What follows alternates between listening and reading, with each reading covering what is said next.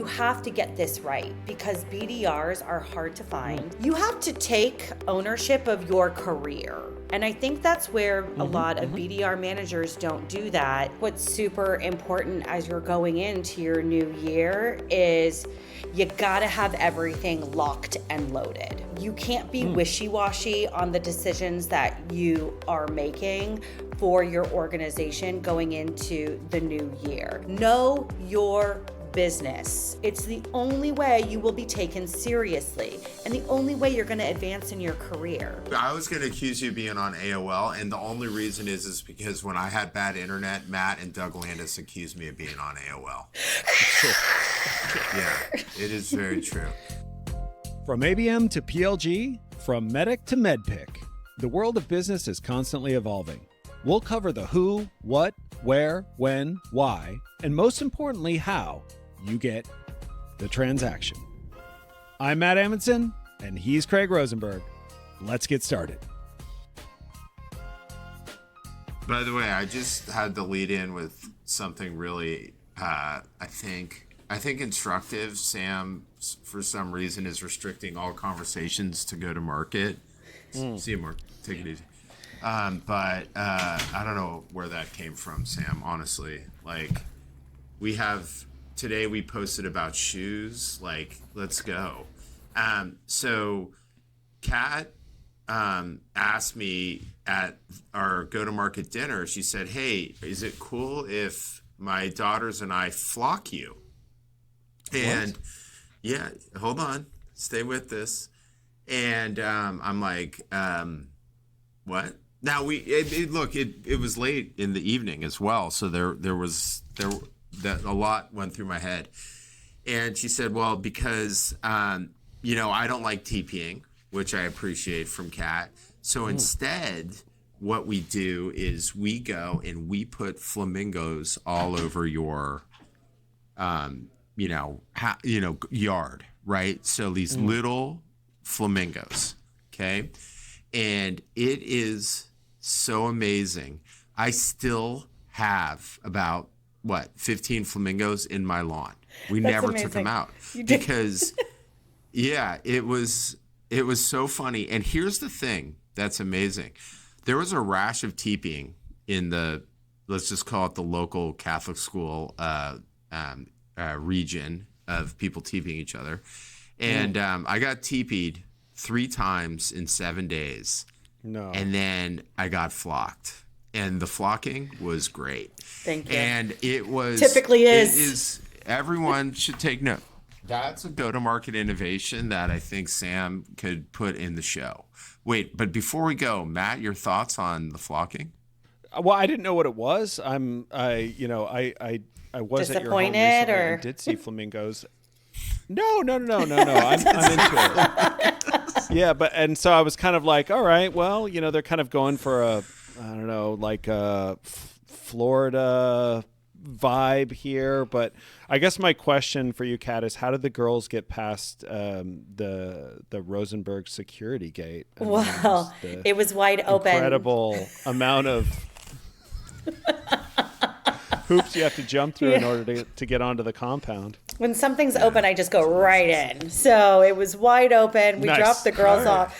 And then Craig's wife says, go run up and go get your parents. And Dave and I are like, oh no, like she's probably pissed, right? So I'm like, oh, it's fine. Craig's wife is cool. And so I walk up and I'm like, hey, how's it going? And my husband's like, hi, I'm just driving these girls around. They're driving me crazy. And just standing there. That's so funny because Wendy was like, Kat's husband, I think, was embarrassed about this. Yeah, it was. Yeah. Everyone take note that the new thing is flocking. And I wish I had, Sam, I'll get you a picture in case you want to do a cut on this. All right. Oh, I do. Yeah. So second thing, as the lead into the intro, question for Matt. Is Kat in the top 5 of people in B2B go-to-market that you, A, want to most hang out with, B, you will most likely have an amazing time laughing and having fun with? Go. I think saying top 5 I don't think that's fair to Kat. I mean, I can't think of like after like a Dreamforce night, I can't think of a person that I want to find where she's at more than where Kat's at, like circa 1 a.m. post Dreamforce. Like wherever the party is, that's where she's going to be, or whatever she's doing is what everyone else wants to be doing. Yes, Kat she's numero uno. Everybody knows Kat. And I always like to remind Kat of who I am when I text her, because I'm sure so many people text her. So I always say, "Hey, Kat, it's Matt Amundson texting." No, you don't. I mean, I think I do the same. Hey, Matt, it's Kat. I actually love it. Yeah. Just so that they didn't replace their phone. That is awesome. So you're calling her number one. Numero uno. She always knows where the action is. She's always doing something fun. She's always drinking. Yeah. I mean, obviously she's a great professional.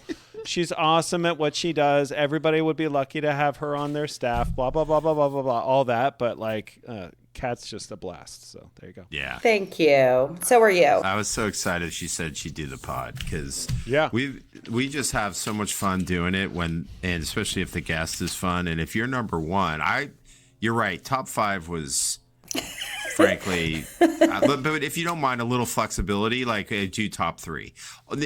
I could see you number one, but like I could see you at number one. I got to think about it. By the end of the show, you guys can ask me. So here's the thing on Kat. So Kat is, how many years of experience do you have with SDR teams? Oh, I think it's like we're coming up on you don't want to 21 years now. Oh. Yeah. Like I was thinking about that. There's more to you. Yeah. Yeah, I'm sorry about that. I shouldn't have done that to you. Huh? Yeah, it's okay. Kat's experience can now legally drink. Yeah. I love that. That's amazing. Yeah, Kat's experience has almost graduated college. Like we're almost there. That is epic. Yeah, that was a good one. I honestly had never thought like that, and I love that. But Kat does a ton of work with me at scale with the portfolio and does a ton of stuff with overall demand gen. So there's years of experience in the toughest job in the go-to-market. For sure.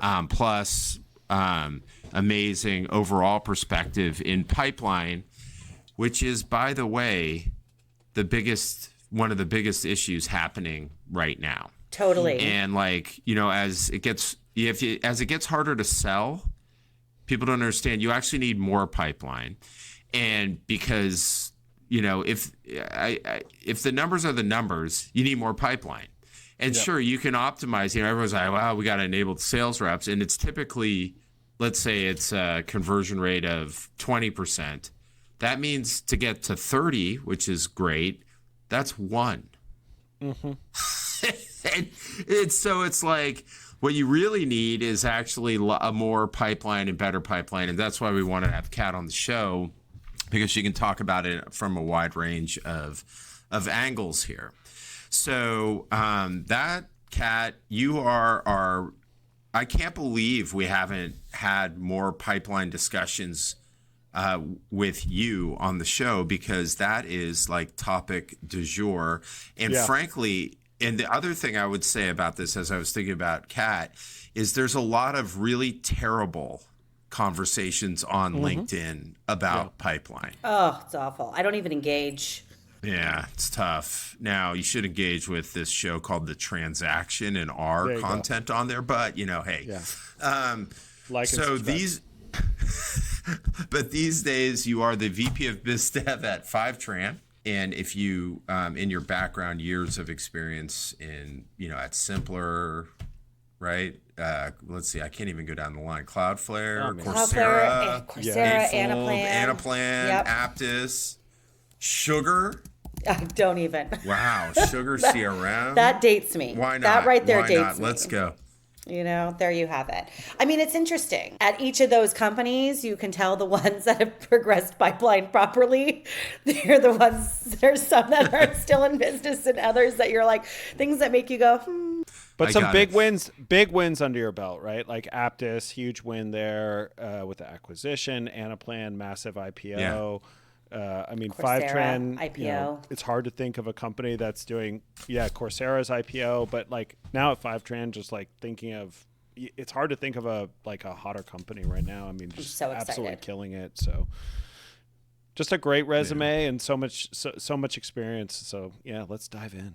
Thanks. Yeah. All right. Let's go for it. So diving in, we're gonna start with what we like to call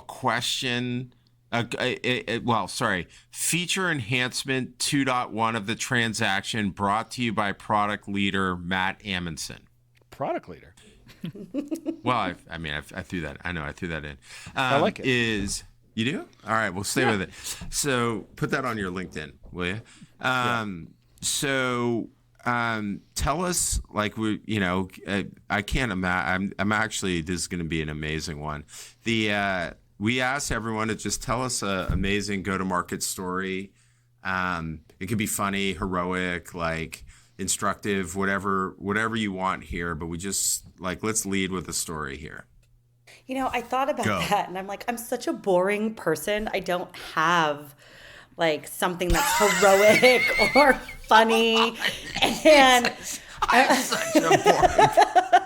And I'm just sitting there, and I'm like, God, what story could I really tell? I mean, I have stories, but they're not go to market, right? But what I will say is, what I put some thought into is, I know everybody right now is fiscal year planning, if they haven't done it already. There's some people that are closing out their years right now, and then there's some that are just starting their fiscal year. And I think what's super important as you're going into your new year is you got to have everything locked and loaded. And you can't be wishy-washy on the decisions that you are making for your organization going into the new year. And you have to give them time to progress. I mean, I have worked at companies where every single month something changes, right? And I'm not talking little changes. They're and today we're now going to go after, the companies that sell to birds. And you're like, wait, what? Where do I even find that information from? Now I have to build out a whole new named account list. And everybody's doing whatever the hell they want to do because they don't know what to do. And so I guess part of one of the biggest lessons, I'm not going to call it a story, that I have learned in my, baby graduating college experience is you just have to kind of have everything worked out. And what that means is you're sitting down with your rev ops leader, you're sitting down with your marketing leader, you're sitting down with your sales leader, you're sitting down with your systems leader, you're sitting down with your analytics leaders to make sure everything is speaking to each other and that you have all the data you need in order to make sure something actually works, because it will fail no matter what it is. Hiring, onboarding, named account approach, outbounding, inbounding. Everything's going to break if you can't figure it out. And to tie in your pipeline piece, your pipeline's not going to progress through the funnel. And the most important thing you can do is sit down, map it out. And it's okay if it doesn't look great at first, but you start whittling off all the check boxes and the to-dos that you need to get done.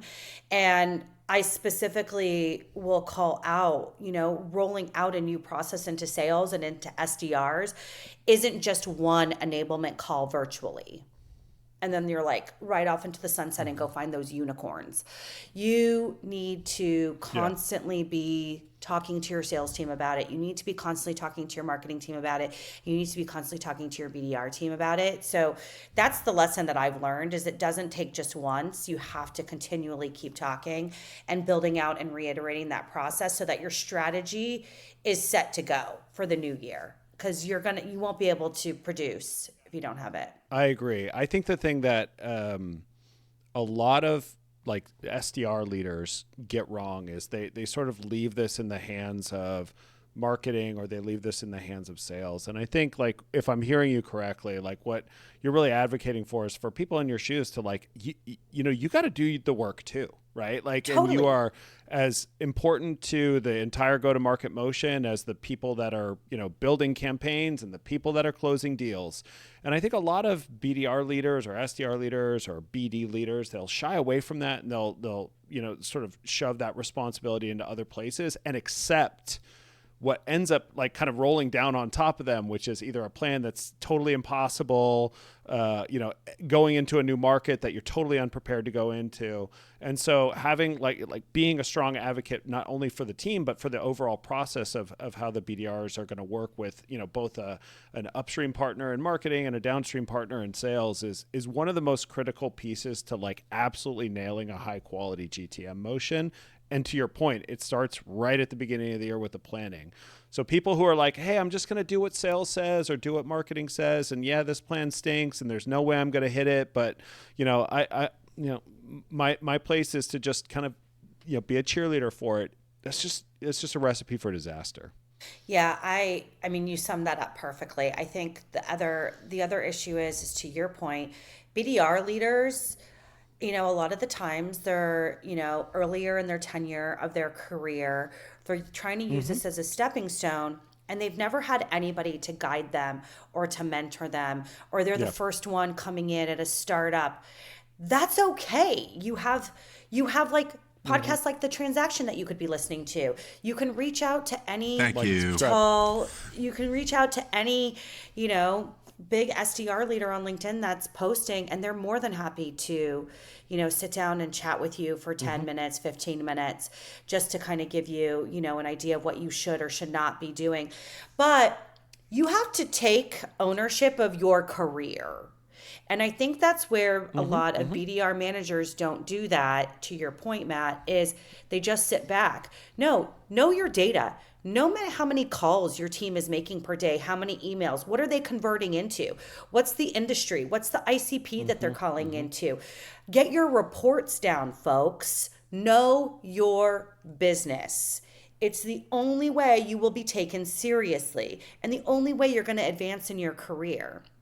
And I just, it fathoms me sometimes when I reach out and I'm like, so how many calls did your team make today? And they're like, I don't know. I'm like, what do you mean you don't know? Don't you refresh Salesforce all the time or Looker all the time? And they just don't.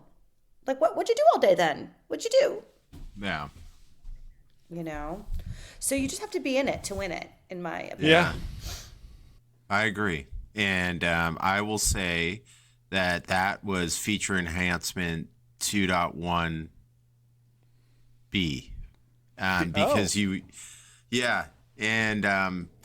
and Matt did say it eloquently because he is the product leader of the Transaction, like and subscribe. So the ChatGPT for cat. All right, so that was perfect. Yeah, we learned it. Cat GBT or GPT. By the way, for the longest time now, by the way, guys, I've been saying GBT. Anisha used to, like, when I did it probably for a week, and then we're in a meeting, and Anisha goes, wait, guys, can we just stop?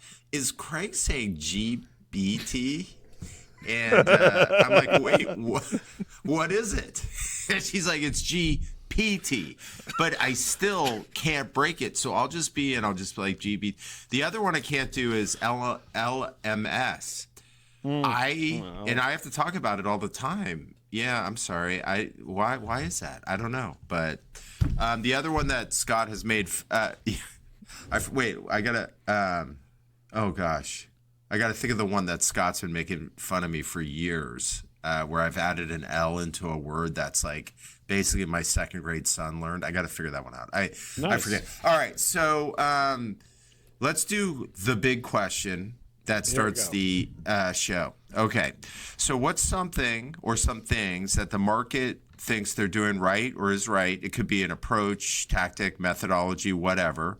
And they're actually wrong. And what is it, or what are those things, and what should they be doing differently? Yeah, I think we will stop and allow you to answer. I mean, I have two, so I can summarize both. But I mean, I think most companies are doing onboarding wrong, and most companies are doing pipeline progression wrong. So with onboarding, you hire amazing people, you bring them on board, and you spend maybe 2 weeks with them. If you're even spending 2 weeks with them, you're throwing them in front of an academy, an LMS solution that is showing you videos, asking you to take quizzes. You're listening to recorded calls, which All right, folks, let me tell you something. No one's watching the videos. No one's listening to the mock calls. No one's really taking the quizzes. Okay. They're like, all right, like this is the easiest job ever. Cool. Deuces. Woohoo. Yeah. No, they're not doing anything. And I would say that the most important thing that you can do for your organization is really like triple down on the new people that you're hiring, because you're hiring them for a reason and you don't want them to fail. And I see this all the time in BDR land. They're like, we've got, James is joining the team. Yeah, James, he comes to us from DocuSign. He's done this for a year and he knows everything that he's doing. Awesome. And James comes in, he finishes the 2-week onboarding, and then he's like, I don't know what to do. Like, I don't know what reports. I don't know how I should go through these processes. And then the old timers on the team are like, yeah, dude, you don't have to do that. You just go through here, here, here. So none of your change that you're trying to implement in your company either is happening because you are not involved as a manager. And the managers need to start stepping up and being more involved in the onboarding process, partnering up with your onboarding team.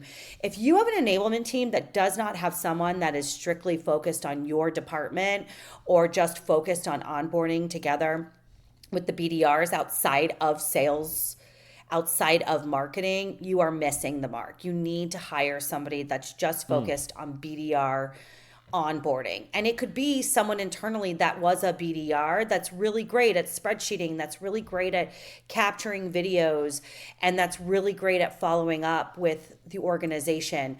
But you have to get this right, because BDRs are hard to find. It can be really expensive, not only for your org and not only for recruiting, but for sales. You will have pipeline gaps all over the place. And you as a leader are going to be hopping around, making sure you don't hit one of those landmines, right? Because you set yourself up for failure. I'll pause in case. Yeah. Does that resonate? I mean, this is a great topic. We have not gone here at all. And I think that this is an awesome topic. And this is a place where I think a lot of, almost every company is guilty of this in some way, shape, or form, whether it's in a department or holistically as a business. Like, I think oftentimes the real difference between employees that come on board and fall flat on their face and employees that come on board and drive real meaningful change in your business is how well they are educated as they come into your organization, how much time people spend with them. I can think back to all of my experiences, regardless of, whether I was joining a big company or a small company. The companies that actually took the time to do real training were the companies where I had the longest tenure, I had the most success, I made the biggest impact to the business. And the companies that, I joined and I was like, hey, what do we do? And they're like, oh, okay, well, here's a water bottle and a t-shirt, go nuts. Those were the ones where I had the shortest stints, probably made the least amount of impact, and honestly, probably had the highest level of personal frustration. Totally, because you're just running around in circles trying to figure out, what do I do for you? And so what we've done now within my own organization is I have someone dedicated to my team for enablement. She rocks on as our onboarding specialist as well. I've given each of my directors a pillar from my org. So I have one of my directors that her pillar is onboarding. And so they have built out a 3-month onboarding program for our BDRs. And yes, are there videos in an LMS that they have to follow? Absolutely. But at the end of the day, they're following up with the manager to talk about that video. They're not just doing quizzes. And it incorporates sitting on the floor. It incorporates listening to live calls. Recorded calls are great, sure, but listening to live calls. How do people react on the fly? What's their facial expressions? It's all about learning when you're onboarding, right? How do I take notes properly? And we also have incorporated, I have to get the name of the company. I feel bad that I don't know it off the top of my head, but we do mock calls with an AI tool that you can speak into the AI tool, and the AI tool gives you objections and tells you whether or not you are performing well. And that way you're not just calling actual prospects yet when maybe you shouldn't be. Which I'm going to drop a mic here on this one, and I think everyone's going to be like, this girl is off her rocker. And maybe a little bit. You're right. I don't have new BDRs call until week 4. and they are not Whoa. calling, yes, any leads that are actual leads. On week 4, they start calling old leads. They call leads that have been moved to trash. And why? Because half of calling is knowing what you're looking at on your screen. Everybody forgets that when you're calling, you're reading Salesforce, you're reading the notes, you're clicking through their LinkedIn, you're looking in Outreach, you're trying to figure out what template to send them, you're trying to figure out what their persona is, you're looking at their what their use cases could be, and then you get on the call, and as a BDR who's brand new, you're like, hi, Matt, I saw that you downloaded our ebook. And you're like, what is going on? That is not what we talked about in week 2, okay? But it's not their fault because they never got to practice clicking through everything and getting acclimated. And so this gives them the chance to get acclimated with the systems, to get confident in their pitches on people that we know will never answer their phone anyway or listen to their voicemails. So, like, why not? Yeah, if let me ask you guys a couple questions. Please. So first of all, you did. I'm just imagining Matt running around in circles. I just think I don't know. When she said that, I'm like, it's Matt. Are you talking to Matt? Yeah. I don't know. I don't know why. But this is a great topic. So for both, because Matt is also, I mean, I know he's CMOing now, but he like you was one of the best in sort of SDR. They had some of the best SDR teams, and I guess I would say you still do. You just So one is, Kat, I hear you saying some things that are not just phone, and I wonder if that's one of the unlocks too, which is. Do you guys train them on how to look at? I mean, I guess it's everyone say it'd be obvious that it's systems, but I'm not sure. I think people still just do some kind of messaging training and then throw them out there, and they just kind of got to learn by asking the person next to them. And so you guys have both sort of said things that lead me to believe, as we're thinking about onboarding. Actually, let me ask it a different way, since I didn't ask it in a really good question. If you guys, what are the 3 to 5 sort of key things that we have to ensure that the BDR, SDR reps know for them to be successful as fast as possible? Ooh, okay. So I will say this. They have Kat, to know. do you want to go rapid fire? You do one, I'll do one? Yeah, that works. I would say that. A duet. Yeah. Harmony. Yes, let's do it as a duet. A duet. Islands in the stream. That is what we are. Coming from afar, reaching for the stars. Okay. So the MQL process, hands down, they have to know how to call through an inbound MQL. If they don't know every single step on what they need to do, and I don't mean just look at it, we have documented step by step what you need to do. Open MQL, dedupe MQL, look at account at MQL, research MQL for 30 seconds. It's boom, boom, boom. Once you get used to it, it seems like a lot, but it goes really fast. What's the past activity? Where did they inbound from? And this is, mind you, everything that they're looking at while they're dialing this person on the phone, whether they're using Outreach or Nooks or SalesOft, whatever it is, they're going through that. And if they don't know how to look at all of that, once again, we go back to, hey, Matt, this is Kat calling. I saw that you downloaded that ebook. And guess what? They're not interested on the fact that you told them that they downloaded an ebook. No kidding. So they have to know the MQL process. Lock it down. Go, Matt. Okay. I would say my number one thing is, definitely Kat's right. But my number one thing is confidence. So to me, if you can create a confident BDR, regardless of process, regardless of their ability to know the pitch perfectly, if you can create confidence in a BDR, then you're well ahead of the game. And a lot of that comes from the stuff that Kat was talking about during an onboarding process is like, can you create environments that resemble the real world where people feel comfortable that they can fail and then they can learn from their failures, as opposed to being just thrown to the wolves and being like, hey, I'm on the phone with the CEO of like a target account and I just blew it and we'll never get to sell to them again, so I'm afraid, right? If you can create training where they can mess up on a call and get good coaching, and then they can prove on the next exercise that they can do it well, they'll show up to that first day of calling and they'll be so confident. Even if they, mess up some data input in a field in Salesforce, like all that stuff, you can train that away. But can you create an environment where people feel comfortable actually working through the process? And to me, ultimately, that's just confidence. That comes from my sports background. It's like, if you're confident, you're going to play well. If you play well, you're going to win. The same thing is true for BDRs. If they're confident, they're going to call well, they're going to send good emails, and they're going to win. Awesome. I would say I'm teeter-tottering. I was kind of like walking through a couple here, and commissions came up, but like the behavior, what you want to comp them on. But that's one thing. But then there's also, I think what's really important, it's not like BDR related, but it's manager related. You have to have an amazing checklist for a manager to follow on how to onboard properly. You can have an amazing director and you've got 5 managers under that director, and the managers, if they don't know how to onboard or if they don't have a checklist that the director has put together for them, it's going to get lost in translation. And everybody should be onboarding the same way. So there's continuity. There's, oh my God, I can't even say it now. I'm LMSing it to Craig's point.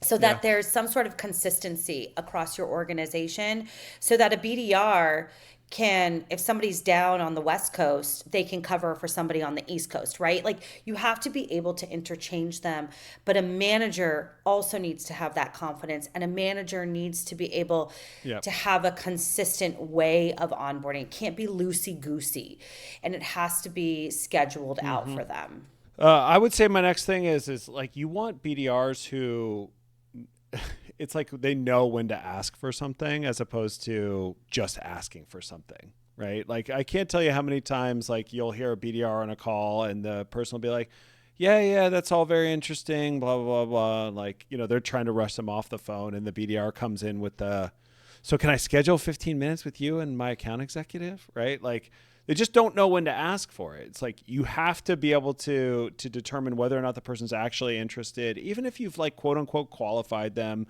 And a lot of qualification can be soft qualification. Like, I see you work at a company like this. True. Is that true? Yes. But like, actually knowing that they're setting up their account executive for a really high quality meeting, as opposed to like sort of, attempting to get somebody on the calendar who begrudgingly doesn't want to be on the calendar, or is going to show up and really not know what they're walking into. It's how do you get away from the, like the happy ears or the shooting early to get somebody booked. That's one of the biggest things that I think a lot of BDRs mess up on early. And what it creates is a lot of distrust between, the sales team and the BDR function, right? Because they're like, oh, here comes another meeting from Matt, and, he just books me with all stuff that is never going to close. Wait, really quick before you go, Kat, but isn't that closing for the meeting training versus just asking when no? Okay. All right. That's a good one. That's it leads to lots of cringy situations is essentially, yeah. All right, Kat, as part of your duet, what do you have for us next? I would say probably, and Matt, you mentioned the AE piece, but it's that handover to your AE and understanding what your territory is, taking ownership of your territory. It's not just about calling leads. If you have a named account list, you know everybody at that named account list. You're telling the AE, I know that Sam comes in on Mondays and Wednesdays. I'm going to only call her then. Or, hey, I think Ryan's kids play soccer with your kids. You should see if you see him out on the field or whatever. It's knowing what's going on in your territory. And guess what? It's also your job as a BDR to know how many calls you made every single day, to hold yourself accountable every single day. It's your job to know what you're going to do on Monday when you walk in. Make a list. It's okay to make lists, people. Like, know what's going on. And it's okay for you to send an email to your AEs every Friday and say, I book 3 meetings here. I put this many S0s into Salesforce. I have this much pipeline. Let me know how it goes and let's move it along. That shows too that you want to become an AE. Yep. And it also shows that you have their best interests in mind. So guess what? Now you're handshaking with your AE and you guys are rocking and rolling. That is missing. That is missing. But what I will say, that comes with like that emotional, psychological piece too.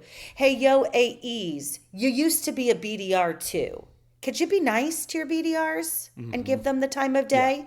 I know you're a different pay scale, but like, come on, people. They're going to be working for you.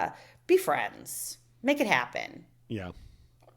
You know? Matt, you got another one? That was a good one. I mean, learn to have a little fun with it. I don't know.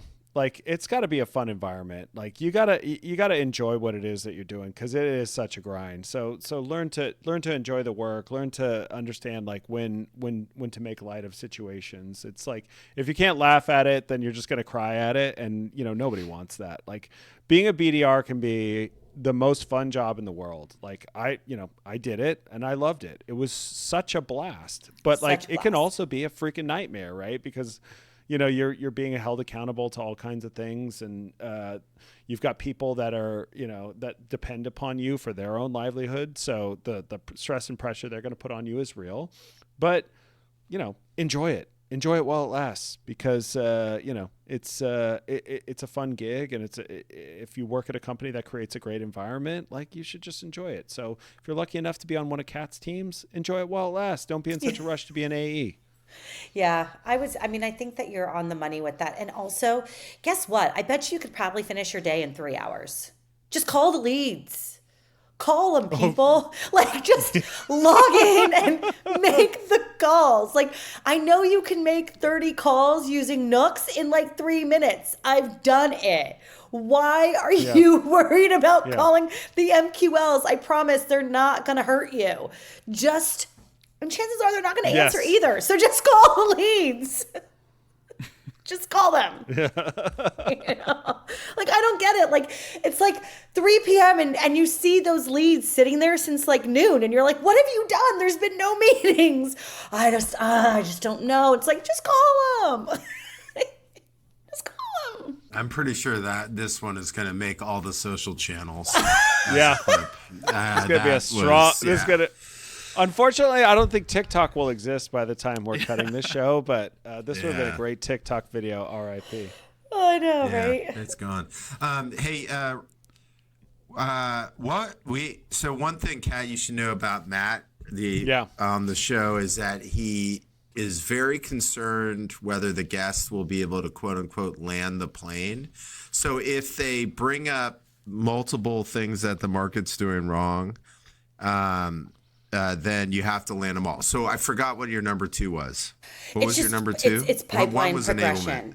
And one is onboarding, and then the next one is what is that? Pipeline progression. Companies are doing this all wrong. Like, there's zero accountability when it comes to how long pipeline sits in funnel, at which stage it sits in funnel, why it's sitting in funnel. And for some reason, nobody wants to ask an AE, why is your stage 2 still sitting there after 180 days? Like, why is that a bad question to ask? Like, ask the question. Like, don't pretend like it's just sitting there. I'd rather have all my pipeline cleared out and say, hey, you know what? I had to start from scratch because these were all garbage for this reason. We'll re-engage with them later. But we let stuff sit on the shelf for way too long. And let me tell you something. No one likes to eat grandma's fruitcake from the freezer, okay? So just thaw it and chuck it. Like, keep it moving, folks. Like, I just don't get it. Like, why is it so hard to do? I mean, the best organizations have like Clary, and we just look at Clary and we talk about the deals in Clary, but we don't really do much about it. And I think it's important to set up those automatic emails that are like, hey, this has been sitting for 15 days without an activity. It just helps drive that behavior to remind people to call because they're busy. But sometimes this might go against what you were saying earlier, Craig and Matt, about we need a bunch of pipeline, but sometimes we don't need that much, because sometimes when we put too much in, you can't eat it all. It becomes gluttonous, right? So you gotta like figure out what that right pipeline is that moves through the funnel fast. Stop saying you're going to test this over here. Fine. If you're going to test it, get a tiger team. But get the rest of your field locked and loaded on what they should be focused on and move it through. It's okay to move it. You know? Yeah. That's it. So yeah, I mean, I've been like burning on this point for a while, which is like, and I'm not ready to declare it actually true, but it's been something that I've been thinking about quite a bit over the last several years. Which is, I think if you're being asked to create more than 5x pipeline, then you are essentially creating an environment where there's going to be so many situations like this, which is like, you have to be realistic about how many opportunities account executives can actually action against, right? Like if you're like, hey, you know, we have this 10-person sales team and we want to generate 1,400 opportunities this year. And, you know, that's just not possible, right? Because each one of those salespeople cannot work 140 deals over the course of a year. It just doesn't make sense. Maybe if they're transactional, their one call closes, sure. But like, you know, there is, hey, we have to have coverage, and then we have to be realistic for how many human beings there are. And I hear this a lot, Kat, you know, where there's pipeline that's either sitting in a stage for too long, or there's pipeline that goes from stage 1 to close 1, you know, even though it's been sitting in stage 1 for 3 or 4 months. So I think there's a level of hygiene that has to occur there. And, you know, at the last place I was working, I was talking to Craig quite a bit about this. You know, I was very cued into to opportunity stage progression, because I was trying to use that to determine, did we have a product issue where we couldn't progress past a specific stage? Did we have a marketing issue where you had an AE issue, what didn't initially you? Brought them in was not actually... Well, I mean, Occam's razor. It's okay. Right? They might be listening. Yeah. Sorry, didn't mean to cut you off. But yeah, I mean, it is. You have to know what's happening. Right. Yeah. It always ends up happening that way. And anytime it's over 6 times, it's an AE issue that needs to be fixed. And it's not necessarily the human being, but it could be the sales stages need to be adjusted. It may mean that one sales stage needs to be longer than the next one. Or maybe you're asking too early these questions and we need to gather more information. Like there's things that can be reworked, but I hate it when the fingers start pointing and they're like, now we need 12 times the pipeline. And I'm like, hold up. I'm not giving you 12 times the pipeline. Like I don't have 1,000 people in my org to do that for you. Yeah. Yeah. And you don't have 1,000 people in your sales org to actually go sell all those deals. So no. Yeah. Craig, you had a point you wanted to make there. Sorry. Oh, thanks, Matt. I appreciate You're welcome. letting me in. Oh no, it's okay. It's with you. It's fine. I was just trying to tease Matt. It was a very specific comment. It was not a general comment. So that actually makes sense. I wasn't sure where you're going to go on that. Actually, Matt did bring this up multiple times in his last gig, but he brought it up actually on more of a proactive level, which is that CMOs, right, in general, don't spend enough time looking at pipeline progression where they can help, which is a more positive spin on pipeline progression. Totally. Yeah, and I think that's great. Yeah, I would actually argue with Kat a little bit. Kat, Let's go. I'm gonna argue. Finally, God, you guys have been so like you're doing duets and shit. I don't even understand. Like, let's go. Let's get it on. What do we got? Well, I don't think it. The need for an inflated pipeline or the need for an increased pipeline beyond 5 or 6x is not always an AE problem. It actually could be a signal of a product level problem. It could be a signal of a messaging problem from the marketing department. It could be a signal of an ICP problem. And like I sort of had this hypothesis that I could figure out like if deals were languishing in the early stages of an op, it meant that we were overpromising something in leading up to the meeting being created, whether that was in the messaging or the way our BDR team was talking to them, what was on the website, etc. if it wasn't getting through technical validation, then I was like, okay, well, it's a clear signal that we've got a product issue here. We need to get as much of the closed loss information as we can gather to figure out what parts of the product need to be amended. Maybe that's, maybe that's like the settings, the security, the maybe even the workflow, the speed, whatever it was, right? Let's figure that out. So like I do like to point fingers at sales teams quite a bit, but I also like to be realistic and say like, hey, is there a more nuanced story to this that we can figure out that's actually leading to this? And it could be as simple as the sales process needs to be reorganized, but it could be as complicated as, man, we're just going after the wrong ICP here, or we're not building the product the way these customers actually expect it to be. Yeah, I mean, absolutely. I think you have to do a closed loss analysis. You have to look at your closed won and see the different themes that are there and double down on the stuff that is closing, right? Super quick, or is bringing in those whale deals if it's the right ICP, for sure.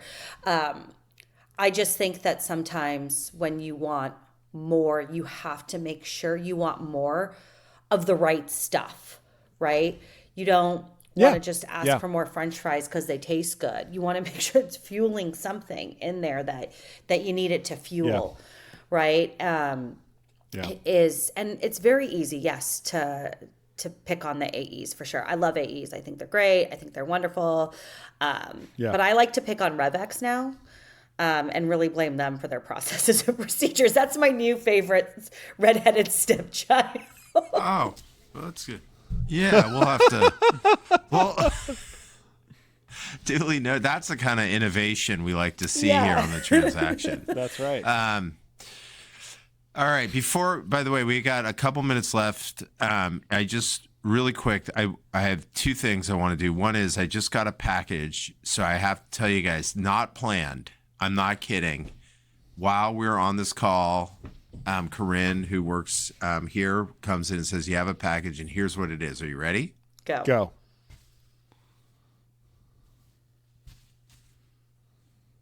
Bro, eat your own. Oh, man. Who's that from? The transaction, baby. That's amazing. That's from Sam. Oh, Sam. That's Sam awesome. is on the merch. Yeah. Yeah, because we made a comment on, and it was posted on LinkedIn, and I think Alan Berkson or someone said, "Hey, we should make that a T-shirt or something." Sangram. Sangram did? Oh, geez. By the way, is it pronounced Sangram like that, or I don't is it Sangram? think so, but it's what okay. the hell? Sangram? Sangram. I'm sorry. Sangram. Sangram. I mean, I wish you had corrected. I wish he had corrected me when I met him in person. Well, he's been dealing with this for years, Probably dude. his whole life. This is a completely new variation on a mispronunciation of his name. Okay. Oh, well, Sam, thank I love you. you. Yes. Thank you. I love you. You can just call him G Money. Just call him G Money and get rid of the first part of his name altogether. Rebrand him. Oh my God, that was amazing. All right, so number two. That was one thing I'm very concerned about, you landing the plane here. Here we go. I'm trying. I shouldn't have led with this one. I shouldn't have. There's too many things that are coming out of it. But one thing Kat has talked about in, she leads a lot of the SDR councils for us. So we bring SDR leaders together here at scale. And Kat's like the peer leader of that. So phone calls. You guys have talked about phone calls. I'm hearing this all the time. Phone calls are back. I love back, phone right? calls. I love them. I love them. I mean, I'm hiring a content manager just for my BDR org because our emails need to get better, but people are answering the phones. And if they're not answering their phones, they're listening to your LinkedIn voice notes. Get your LinkedIn voice notes down. Send a video in LinkedIn voice notes. Leave a voicemail. If I don't answer, I read the transcript on my mobile. And I'm like, do I need to call them back or do I not need to call them back? The other thing that's really great that I love is if you're going to call me and send me something cool like this that I can totally use, I love swag. I love swag that I can use. And you can use that while you're calling. Hey, just wanted to have a quick conversation with you. Thanks so much for taking 10 minutes with me. Can I shoot you a Stanley? Yes, you can. Thank you so much. Like, use it to your advantage. Let's go, people. Wow. Yeah. Right? Yeah. See, now that was actually worked out as an end. And by the way, I need you to send me a Stanley. Wendy, my wife, buys Stanleys all the time. These things, I mean, Right. I need you to not send me a Stanley because there's like 35 of them in my house. That's true. We have a lot, but you know what? We lose the top. Like we wash it, then the top is somewhere else, Yeah. and The so straws. I think Yeah, Wendy just buys a new one. Yeah. Yeah. So that actually worked out great. I was worried about that, but I did land the plane there, Matt. You did. Yeah, you did. I gotta get a captain's hat, you know, Or like a horn. or maybe toot, like a below maybe the deck horn. batons. Yeah. Yeah. Oh yeah, in the orange vest, you just start. Yeah, the you're landing just gear. It'll go well with my headphones. Yeah. Oh my God, that is. There's a theme emerging. All right. Well, I now have regrets that we haven't had this type of conversation earlier. That was, I think, probably highly actionable, very topical, right? I feel like the reason there's these SDR influencers and pipeline influencers because we're just kind of forgetting. Like everything that from like a year ago gets lost. And so like it's really important to have these conversations and talk about really specific, frankly, tactical things that we need to go get done. So Kat, I'm so glad we had you on, and that was really fun and funny. That was so Even fun. though, but there was a delay. The only, I was really worried because there's a little bit of a delay. And but we were able to be funny. More importantly, even with the delay, you guys were able to do the duet. And that duet, I mean, gosh, man, losing TikTok hurts. We need that duet. Craig, I mean, Sam's got a fix it comment. this is going to be the Matt and Kat show here soon, so just be Delay. careful. So. Oh, God. I mean, Craig's duet. threatening to branch off with Scott because they had such a good show together. So. Let's Founders do and like a friends. podcast off. Ooh. We'll do a whole bracket. I will lose. I don't know what Kat I can't lose. Why are you going to lose? We're both you need Kat. athletes. You Let's need go. Come on, we don't lose. Yeah, but so is Craig. Craig's a sneaky athlete, number one. Number two, Craig is like the master of the social posting now. He's I just know. I don't know about that, but all right. Well, Kat, thank you so much for doing this with us. We're going to do it again soon, and I'll see you out there. All right, guys. All right, good work. thanks. Take the rest of the day off. Thanks for joining us for another episode of The Transaction. Craig and I really appreciate the fact that you've listened all the way to the end. What are you actually doing here? For show notes and other episodes, please visit us at thetransactionpod.com. Like and subscribe on Spotify, Apple Podcasts, or any other place you get your podcast from. Either you have walked away from your podcast device, or this is playing somewhere in the background. Someone in your house would really like for you to shut this off now.